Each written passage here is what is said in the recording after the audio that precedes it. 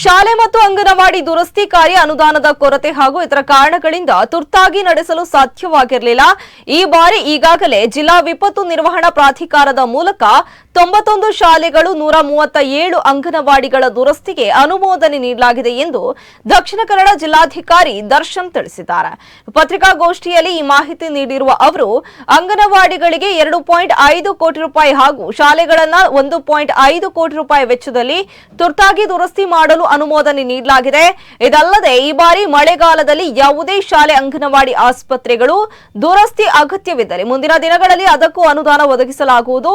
ತುಂಬಾ ಪ್ರಮಾಣದ ದುರಸ್ತಿ ಇರುವ ಸಂಸ್ಥೆಗಳಲ್ಲಿ ಮಕ್ಕಳನ್ನಾಗಲಿ ಸಾರ್ವಜನಿಕರನ್ನಾಗಲಿ ಇರದಂತೆ ಅಂತಹ ಕಟ್ಟಡಗಳನ್ನು ಉಪಯೋಗಿಸದಂತೆ ಎಲ್ಲಾ ತಾಲೂಕಿನ ಅಧಿಕಾರಿಗಳಿಗೆ ನಿರ್ದೇಶನ ನೀಡಲಾಗಿದೆ ಎಂದರು.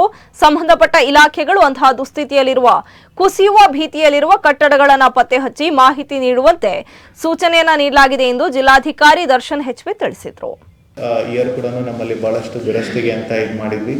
ಆದರೆ ಕಾರಣಾಂತರಗಳಿಂದ ನಮಗೆ ಅನುದಾನದ ಕೊರತೆ ಮತ್ತು ಬೇರೆ ಬೇರೆ ಒಂದು ಇದರಲ್ಲಿ ಶಾಲೆಯ ದುರಸ್ತಿನ ನಾವು ಇಮಿಡಿಯೇಟಾಗಿ ತೊಗೊಳ್ಳೋದಕ್ಕಾಗಿಲ್ಲ.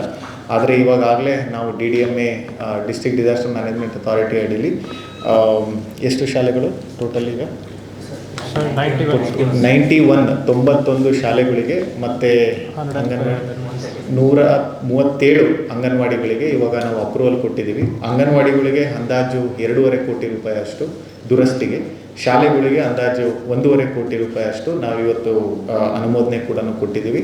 ಅದನ್ನು PRD ವತಿಯಿಂದ ಕಾಮಗಾರಿನ ತುರ್ತಾಗಿ ನಿರ್ವಹಿಸಲು ಕೂಡ ನಾವು ಒಂದು ಸೂಚನೆ ಕೂಡ ಕೊಟ್ಟಿದ್ದೀವಿ. ಇದಲ್ಲದೆ ಈ ಒಂದು ಮಳೆಗಾಲದಲ್ಲಿ ಯಾವುದಾದ್ರು ಆ ಥರ ಹಾಸ್ಪಿಟಲ್ ಆಗಿರ್ಬೋದು, ಸ್ಕೂಲ್ ಆಗಿರ್ಬೋದು, ಅಂಗನವಾಡಿ ಆಗಿದ್ರು ಅದಕ್ಕೆ ದುರಸ್ತಿ ಅವಶ್ಯಕತೆ ಇದ್ದರೆ ಮುಂದಿನ ದಿನಗಳಲ್ಲಿ ಅದಕ್ಕೂ ಕೂಡ ನಾವು ಕೊಡ್ತೀವಿ. ಯಾವುದೇ ಒಂದು ತುಂಬ ದುರಸ್ತಿ ಅವಶ್ಯಕತೆ ಇರುವಂಥ ಇಂಥ ಗೌರ್ಮೆಂಟ್ ಬಿಲ್ಡಿಂಗ್ಸಲ್ಲಿ ಮಕ್ಕಳನ್ನಾಗಲಿ ಅಥವಾ ಸಾರ್ವಜನಿಕರಾಗಿ ಅಲ್ಲಿ ಇದ್ದು ಕೆಲಸ ಮಾಡುವಂಥದ್ದಾಗಲಿ ಅಥವಾ ಇರುವಂಥದ್ದು ಪ್ರಮೇಯ ಬರಬಾರ್ದು. ಅಂಥ ಒಂದು ದುಸ್ಥಿತಿಲಿರುವಂಥ ಕಟ್ಟಡನ ಉಪಯೋಗಿಸಲೂಬಾರ್ದು ಅಂತ ಹೇಳ್ಬಿಟ್ಟು ಇವಾಗಲೇ ಎಲ್ಲ ತಾಲೂಕಿನ ಅಧಿಕಾರಿಗಳು ಕೂಡ ನಾವು ನಿರ್ದೇಶನ ನೀಡಿದ್ದೀವಿ. ಮತ್ತು ನಮ್ಮ ಎಜುಕೇಷನ್ ಡಿಪಾರ್ಟ್ಮೆಂಟಿಂದ ಮತ್ತು ವುಮೆನ್ ಆ್ಯಂಡ್ ಚೈಲ್ಡ್ ಡಿಪಾರ್ಟ್ಮೆಂಟಿಂದ ಅಂಥ ಬಿಲ್ಡಿಂಗ್ಸ್ ಅಂದರೆ ದುಸ್ಥಿತಿಲಿ ಇರುವಂಥ ಬಿಲ್ಡಿಂಗ್ಸು, ಏನಾದರೂ ಕುಸಿದು ಹೋಗುವಂಥ ಸಂಭವ ಇರುವಂಥ ಬಿಲ್ಡಿಂಗ್ಸು, ಭಾಳ ಕ್ರ್ಯಾಕ್ ಬಿದ್ದಿರುವಂಥ ಕೆಲವೊಂದು ಏನಾದ್ರು ಬಿಲ್ಡಿಂಗ್ಸ್ ಇದ್ದರೆ ಅದನ್ನು ಐಡೆಂಟಿಫೈ ಮಾಡಿ ನಮಗೆ ಅದಕ್ಕೆ ಮಾಹಿತಿ ಕೂಡ ನೀಡಬೇಕು ಅಂತ ಸೂಚನೆ ನೀಡಿದ್ದೀವಿ.